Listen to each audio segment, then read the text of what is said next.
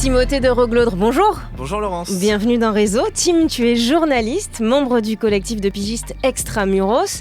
Depuis, et même avant, ton diplôme de l'École supérieure de journalisme de Lille, en 2018, tu l'as eu, tu écris pour un tas de médias différents. Le Monde, Diplomatique, Mediapart, Les Jours, Tétu, La Vie, Le Canard enchaîné. Voilà, on est sur des médias sérieux, c'est pas Oups, Public ou Okapi. On embrasse Okapi évidemment. Et tu écris également des livres, notamment 2 enquêtes qui traitent de problématiques liées à la spiritualité et aussi aux questions sectaires. Là, le premier livre, Dieu est amour, sur les thérapies de conversion, publié chez Flammarion. Et un deuxième, Le nouveau péril sectaire, chez Robert Laffont, écrit à 4 mains avec un autre journaliste qui s'appelle Jean-Loup Adenor. Donc, ça parle des dérives sectaires, le nouveau péril sectaire, et c'est quelque chose, un phénomène qui a changé, c'est-à-dire qu'on n'est plus sur uniquement des trucs avec des gens avec des toges qui attendent la réincarnation de Jésus en cosmonaute. On est sur des mouvements qui mélangent spiritualité et bien-être alternatif avec un chiffre, 1 personne sur 5 est proche de quelqu'un qui serait embarqué dans un mouvement à tendance sectaire. Alors, je voudrais déjà commencer par ça. Qu'est-ce qui explique ce chiffre ? Alors, ce chiffre, c'est une estimation, donc c'est très compliqué par définition de chiffrer le phénomène sectaire. Mais en tout cas, ce que ça montre, c'est que le phénomène sectaire n'a pas baissé en ampleur depuis la grande période des années 90 où on parlait de lors du temple solaire où il y avait les suicides collectifs, les pseudo-suicides collectifs, on ne sait pas si ça a été mis en scène, mais voilà, en tout cas ça n'a pas changé d'ampleur, mais ça a changé de nature, dans le sens où comme vous le disiez très bien, dans les années 90 on était plutôt sur un modèle très pyramidal avec un gourou autoritaire et l'idée de créer un peu une religion alternative, enfin de substitution par rapport au monothéisme classique. Donc on avait par exemple la secte Moon, la scientologie qui est toujours très active mais qui a un peu perdu en intensité. Et en fait, ce qu'on a essayé de montrer avec Jean-Loup dans ce livre, c'est une espèce d'ubérisation du phénomène sectaire, dans le sens où on a une multiplication de petits groupes, donc les services de l'État en dénombrent à peu près 500, donc des groupes de plus petite taille, autour toujours d'un leader un peu charismatique, mais qui vont se déployer beaucoup plus sur les réseaux sociaux, et beaucoup plus sur les thématiques de bien-être, d'alimentation, d'écologie, etc., avec toujours souvent un fond spirituel, mais en tout cas l'ambition religieuse n'est plus l'ambition première. On est sur du groupuscule numérique, quoi. C'est ça, exactement. Et en fait, donc ça c'est Internet qui a permis ça, ces espèces de petites niches de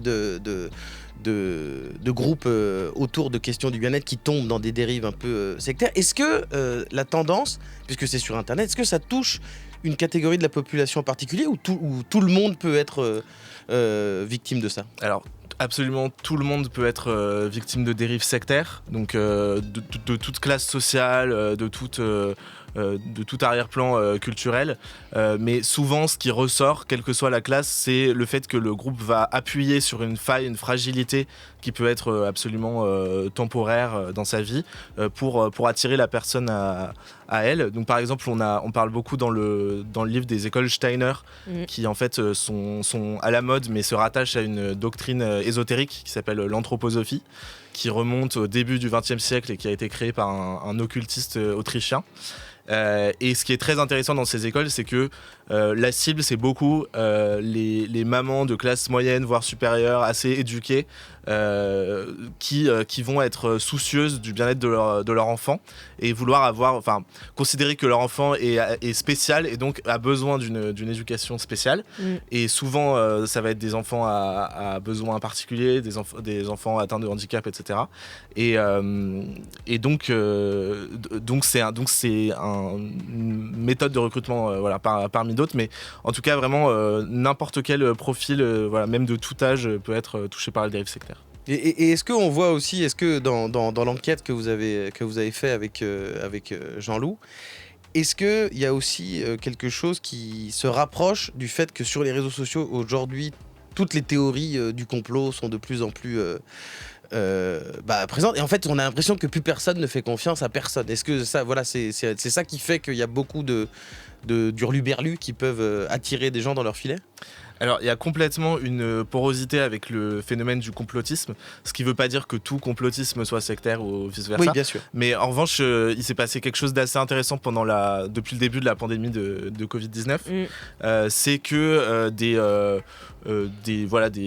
influenceurs bien-être qui avaient une petite assise jusque-là ont vraiment surfé sur la vague en disant le gouvernement vous ment, en fait la maladie c'est qu'un symptôme, mais tout ça est lié à la société industrielle, etc. Enfin, tout un tas de théories un peu composites comme ça. Et donc, ils ont profité du Covid pour accroître leur audience, mais aussi pour créer des convergences entre différentes communautés. Donc, par exemple, Thierry Casasnovas, qui est un apôtre du crudivorisme, donc de l'alimentation 100% crue, qui avait une énorme communauté YouTube qui finalement a fermé sa chaîne, mais il a vraiment profité du Covid pour se rapprocher d'autres influenceurs du même type. En faisant des lives communs en fait sur la pandémie, parce que les citoyens étaient tellement perdus et souvent à raison quoi. Je veux dire, il y a eu on va pas revenir dessus, mais il y a eu des erreurs très concrètes, monumentales du gouvernement. Donc, ah bon? Moi ça va, je trouve que c'était bien. Ça s'est bien passé. Moi je trouve que pendant 2 ans tout s'est bien passé, tout était très très bien organisé. Mais en tout cas c'était un moment propice pour justement récupérer toutes ces... Enfin, c'est peut-être pas le bon terme, mais des brebis galeuses. Il y en avait beaucoup dans la population à ce moment-là, pas vraiment galeuses, mais enfin plein de gens qui se posaient des questions, des gens isolés, qui étaient. Le truc, c'est qu'il y avait tellement de doutes, de toute façon, même dans le discours officiel, puisqu'on ne savait pas vraiment de quoi, que dans la confusion générale, forcément, il y a des gens qui vont proposer des choses qui peuvent être plus ou moins dangereuses. Et ma dernière question là-dessus, c'est est-ce qu'il y a... parce qu'il y a aussi des gens qui proposent des choses alternatives sur Internet et qui font pas, comme tu le disais, qui sont pas forcément des sectes. Mais est-ce qu'il y a un dénominateur commun qui permet de se dire « Ah ok, donc ça, c'est quelqu'un qui propose du bien-être, mais il y a un truc qui peut sonner l'alarme chez quelqu'un en disant « Il y a un truc louche ». Est-ce que dans l'enquête, vous avez vu un truc un peu qui se partage par plusieurs de ces espèces de gourous? Alors nous, ce qu'on dit sur le dénominateur commun des dérives sectaires, qui est très compliqué à qualifier, c'est peut-être un peu pompeux, mais la perte de l'esprit critique. C'est-à-dire que la pensée de la personne va être vraiment remplacée par la pensée du gourou ou du mouvement. Et donc, ça va la pousser à prendre des décisions qui peuvent être dangereuses pour elle-même. Donc, par exemple, je parlais de Thierry Casasnovas, il y a eu le cas d'un adolescent qui s'est retrouvé à l'hôpital parce qu'il avait arrêté son traitement à l'insuline contre le diabète après avoir regardé des vidéos de Thierry Casasnovas qui sont très en opposition par rapport à la médecine conventionnelle. Donc ça peut être ça peut être le fait d'être coupé de son entourage. Voilà, c'est à ce genre de changement de comportement un peu radicaux et isolants auquel il faut faire attention. Et surtout quand on peut absolument pas remettre en cause ou questionner la pensée qui est donnée. Et alors, il n'y a pas que les dérives sectaires qui sont sur lesquelles tu as étudié. Maintenant, on va parler d'un autre sujet, mais qui est tout aussi intéressant, les influenceurs catholiques. La masturbation, on n'en parle pas beaucoup, hein. C'est vrai que c'est peut-être délicat à traiter comme sujet de conversation. Comment savoir au fond si ce qu'on fait, c'est péché? Avoir des tatouages, écouter du rap, manger du porc, être gay, ne pas prier, c'est péché?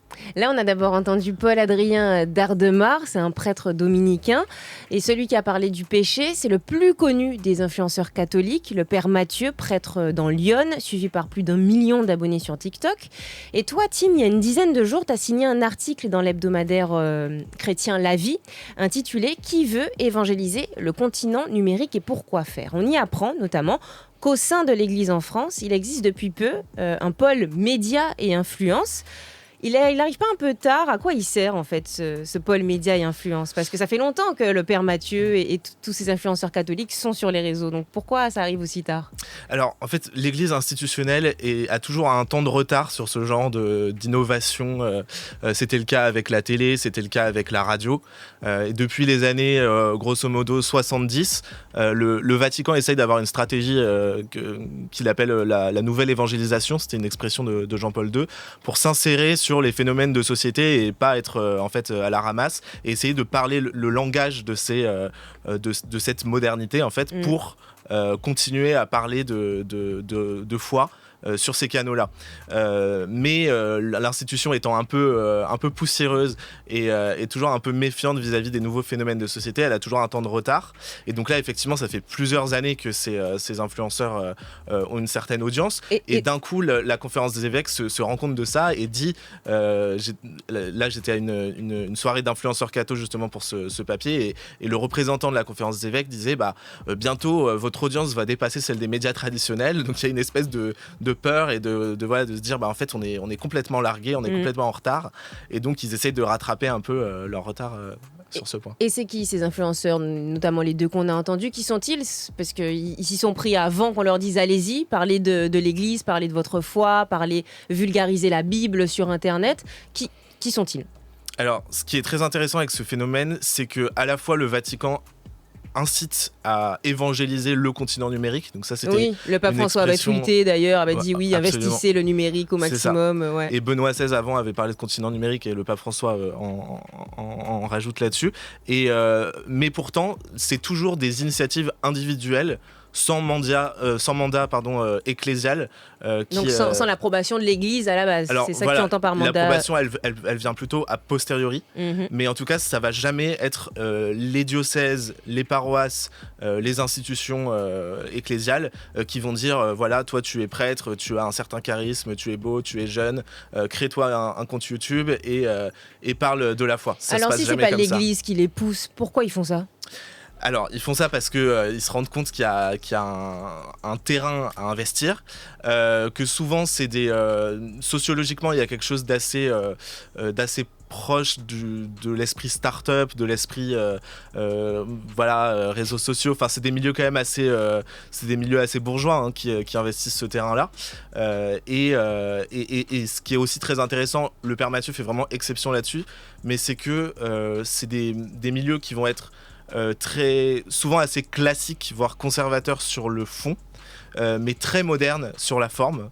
Donc ils maîtrisent à fond ces codes-là. Il y en a qui ont fait des écoles de commerce, qui ont travaillé dans la communication, etc.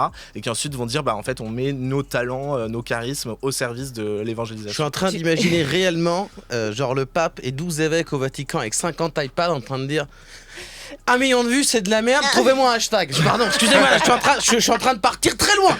Je suis en train de partir très très loin là-dedans.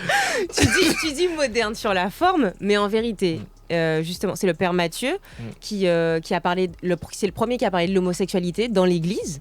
Il est aussi moderne sur le fond, puisque c'est un sujet, d'ailleurs il a été beaucoup critiqué là-dessus, il a suscité une grosse polémique. Il y a des prêtres, j'allais dire des confrères, il y a des prêtres, des collègues quoi, en quelque sorte, qui l'ont critiqué pour ça, parce que qui disaient que l'homosexualité n'est pas un péché. Je crois que c'était ça exactement qu'il disait dans sa vidéo. Quelque part ça sert à ça aussi, être influenceur catholique, c'est dépoussiérer l'Église. Alors, cette tendance-là, elle est plutôt minoritaire. En tout cas, j'ai l'impression au sein des influenceurs catholiques. C'est-à-dire que les milieux qui vont investir ce terrain, ça va être par exemple la communauté de l'Emmanuel, qui est une communauté catholique inspirée des évangéliques états-uniens, qui est très habituée en fait à surfer sur les tendances modernes. Je vais juste préciser, donc les télévangélistes américains, c'est souvent, ils font des messes à la télé, ils sont très présents dans les médias déjà. Voilà, par exemple Kanye West évangélique. Je m'attendais pas à ça. Ouais, non, c'est vrai. Ou Justin Bieber. Imaginez la communauté d'Emmanuel, Kanye West. Voilà.